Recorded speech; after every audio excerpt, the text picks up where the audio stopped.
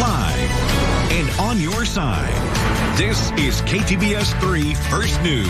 When we come back on First News, we'll have a live in-studio interview to talk about some of the big events happening this Memorial Day weekend in the Arklatex and some of the heroes that we'll be keeping in mind as we celebrate our freedom. We're joined this morning by celebrity historian Raffi Andonian to tell us the origins of our national cemeteries and the ties that Shreveport has to some veteran heroes as we honor them this Memorial Day. So Raffi, thanks again for being here. Thanks. What a wonderful time to be here to commemorate during Memorial Day weekend. It really is, and we really, really love the information you brought us about. Tell us about the origin of national cemeteries here. Well, what you have in national cemeteries, they first begin actually in Mexico City. Believe it or not, I know it's like the wrong country.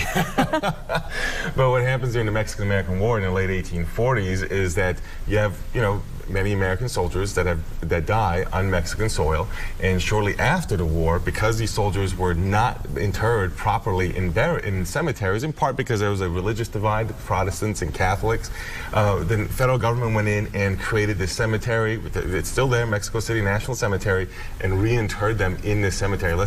Almost 1,000 soldiers is what you have there.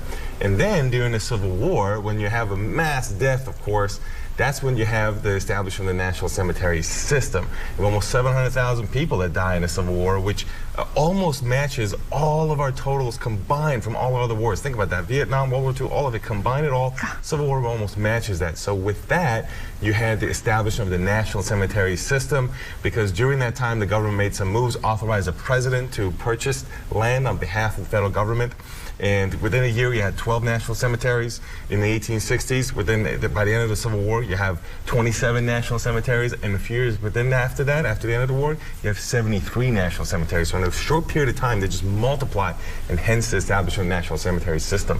Gosh, but it's amazing how many are in there, but what a great way to tribute that we have these national cemeteries. And we actually have 2 Medal of Honor recipients that are tied to Shreveport, right? That's right, right here in Shreveport. So in Louisiana, you have the Louisiana Veteran Cemeteries.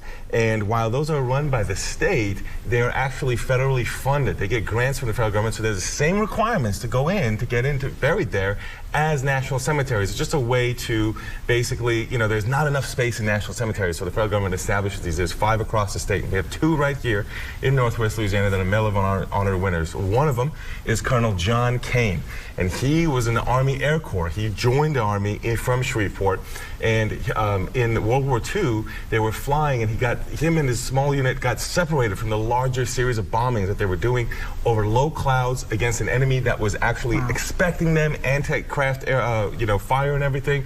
They were able to, instead of returning, go and bomb the oil refineries and succeed. And the other guy is Milton Lee. He's buried here as well. He's from Shreveport. Now, he's born here. Now, what happened with him is that, in his situation, is that in Vietnam, he was a radio phone operator. And what happened in that situation was that they had to overtake an enemy position, and as they did so, he did not return. He crawled and moved forward, overtook a rocket launcher and automatic weapon position, died on the battlefield, not turning back to help his soldiers overtake the position. Gosh, Raffi, I could talk to you about this all day long. Thank you so much for bringing this information to us.